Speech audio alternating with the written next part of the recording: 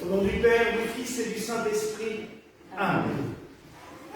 Mes très chers frères et sœurs, je suis content de vous voir nombreux aujourd'hui pour cette fête de la Chandeleur, pour cette solennité où nous célébrons celui qui est la lumière du monde. Car même si nous célébrons Sainte Brigide de Kildare et Saint Blaise à la fin par la bénédiction, c'est toujours la même lumière qui nous guide, la même lumière qui nous conduit. Vous avez entendu que nos textes parlent beaucoup de purification. En effet, le prophète Malachie nous invite à nous purifier et il nous parle même du feu, le feu du fondeur. Alors j'ai pensé à notre frère Antoine, on est en plein en ce moment dans des affaires de fonte, de métal, de cloche, et c'est vrai que c'est exactement cela. Au feu, on nous purifie, et juste avant la coulée, on enlève tous les scories, toutes les impuretés, pour que le feu soit totalement pur. Mais pour purifier le métal, il faut qu'il soit fondu. Donc ce feu est nécessaire. On doit, toutes et tous, nous purifier par le feu. Le feu du Christ, bien entendu, pas le feu méchant ou le feu infernal qui s'en souffre. C'est vraiment la lumière du Christ, le feu du Christ qui nous purifie.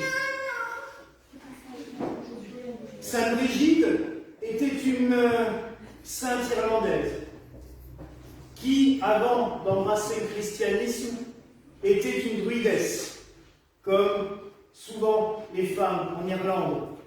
Elle avait la connaissance des plantes, elle avait la connaissance des savoirs anciens. Ces savoirs anciens qui ne s'opposaient pas du tout au message du Christ, puisque quand le message christique est arrivé dans les terres de ce qu'on appelait à l'époque les terres scots, l'Irlande, l'Angleterre ou l'Écosse, ça ne les a pas bouleversés plus que ça, car quand on leur a dit, mais il y a un homme qui est né en Israël d'une vierge. Ah, une vierge qui allait enfanter, ça fait des siècles qu'on vénère ça.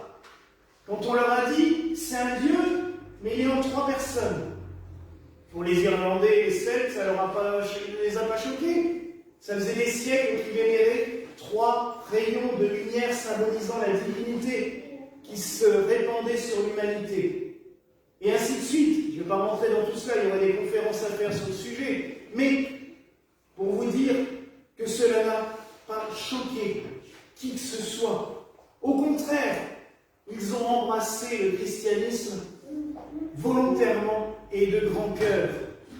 Et Brigide de Kildare a commencé et a créé sa communauté. Une communauté de sœurs et de frères.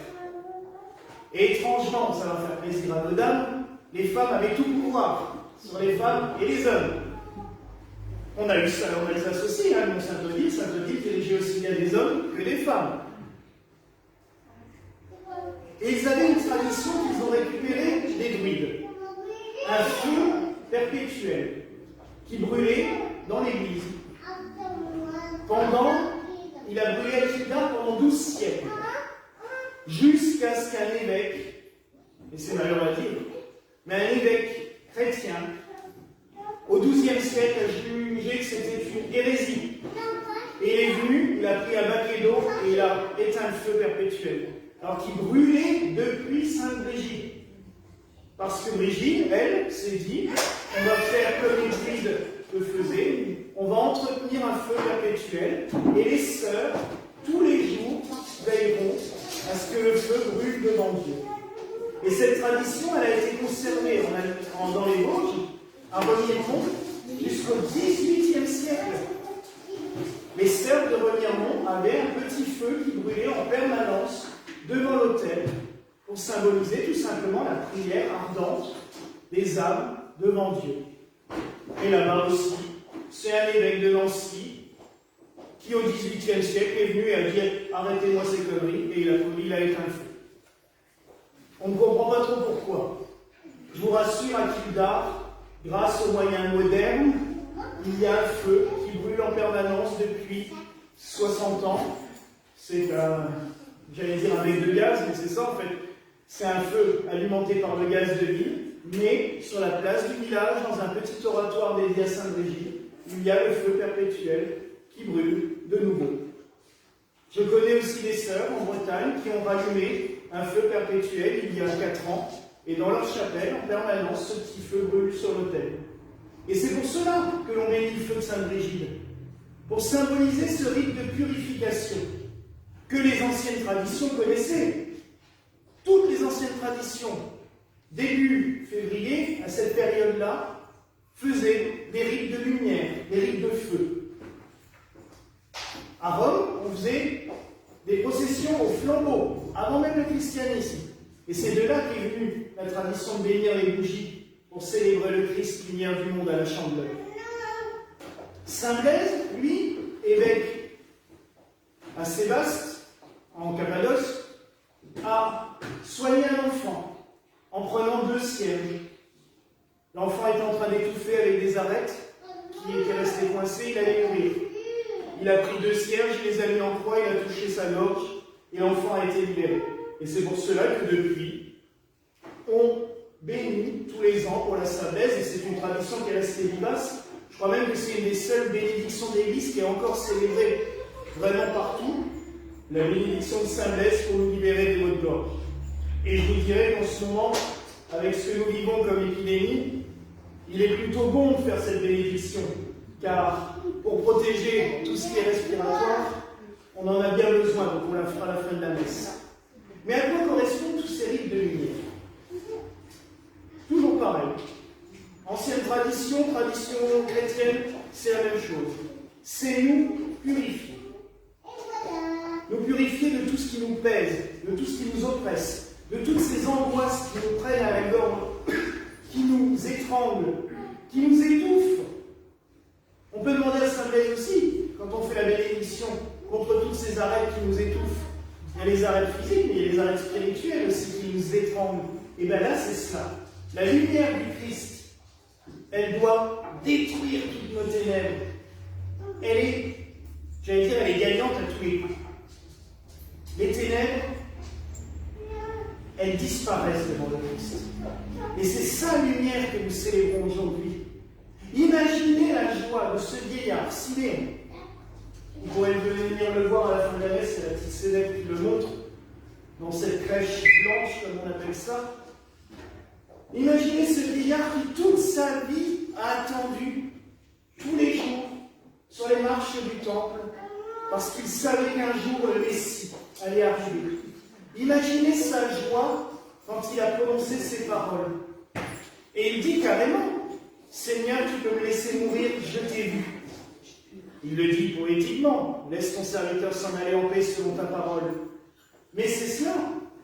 Et vous savez, la joie de Siméon, on peut la vivre tout le temps, quand on vient à la messe. Le Seigneur se rend présent, il se manifeste à nous, il se montre à nous. Et c'est pour cela que le clergé, quand il retourne à la sacristie, dit « Et maintenant, Seigneur, laisse tes serviteurs s'en aller en paix selon ta parole. » Car nous avons vu la lumière. On ne se rend pas compte que la joie du vieillard Siméon, on la vit tous les jours, en célébrant la messe, en y participant, en recevant la communion. Et c'est par lui que nous pouvons être purifiés de tout ce qui nous angoisse, de tout ce qui nous oppresse. Mais est-ce qu'on pense seulement à lui demander? Ah, ça. Vous savez, Marie, elle a vécu un rite de purification. C'était dans la coutume d'Israël. Coutume qui est restée.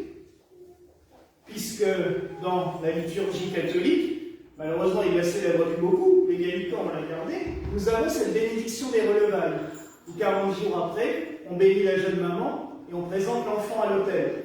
C'est là, elle a été présentée sur l'autel. Et j'avais béni Caroline aussi à la fin de la messe. C'est un rite aussi. Alors on entend, on disait c'est pour purifier la mère qui était impure, elle ne pouvait pas rentrer dans l'église. En fait, c'était pas ça, parce que quand on lit les textes, on demande à Dieu de purifier la maman de toutes les angoisses et tout ce qui peut l'oppresser. En fait, l'Église, il y a 1500 ans, et déjà avant les Hébreux, dans leur rite, avaient prévu le baby blues.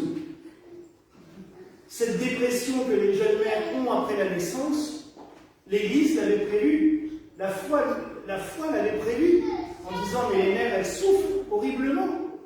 Il faut les aider, il faut les délivrer de cela. Et c'est pour cela qu'on célèbre encore ce rite de nos jours. Le Seigneur, lui, n'est venu que pour une chose. Et il faut bien garder ça dans sa tête. Nous apporter l'amour, nous aimer tout simplement, et aussi nous libérer de toutes nos angoisses. On n'est pas sur terre pour souffrir. Le Christ est lui, il le dit, je ne suis pas venu pour les bien portants ni pour les justes, je suis venu pour les malades, pour les pécheurs, pour ceux qui souffrent. Il vient nous apporter sa lumière, mais sa lumière, il nous l'amène dans nos cœurs directement. Ces petites bougies que vous avez devant vous, vous allez les emmener chez vous. Quand ça ne va pas, alors dans le temps on disait, et c'est vrai, que ça protégeait les orages. Quand il y avait un orage, on allumait la bougie de la chandeleur, ça protégeait. Mais quand vous avez des orages internes, des petites crises là, qui vous angoissent, vous allumez votre bougie, vous regardez sa lumière, vous contemplez ce petit feu, et vous demandez à Dieu, tout simplement, que dans ce feu disparaisse tout ce qui vous fait de la peine, tout ce qui vous oppresse. Et vous verrez, vous allez vous sentir libéré instantanément. C'est pas un rite magique, c'est tout simplement une matérialisation de votre foi. Quand on croit en Jésus-Christ, notre Seigneur, la lumière du monde, il ne peut rien nous arriver. C'est ce qu'il nous a dit. Je suis avec vous. Et tous ces rites que nous célébrons aujourd'hui, c'est tout simplement ça. C'est une matérialisation de ces paroles. Je suis la lumière du monde. Je suis et je demeure avec vous. Donc, mes frères et sœurs, en ce jour, gardons cela dans nos cœurs.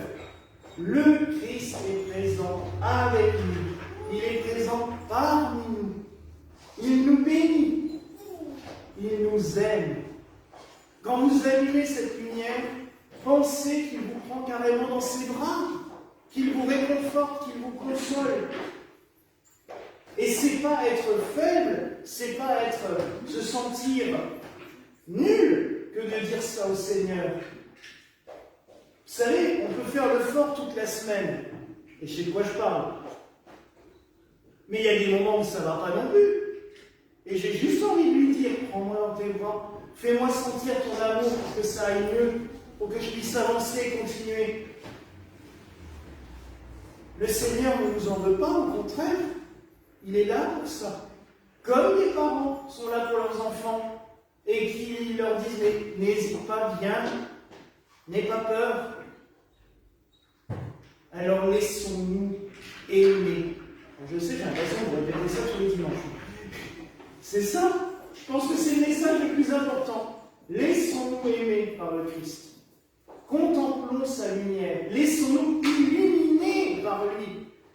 Pour que toutes nos ténèbres, et on en a tous, que toutes nos ténèbres disparaissent, elles soient chassées, elles soient anéanties par la lumière du Christ. Il sera toujours vainqueur dans tous les cas. Et je peux vous dire qu'ici, dans cette église, on en a déjà eu des preuves. La lumière du Christ, elle dépasse tout. Le reste, ça disparaît.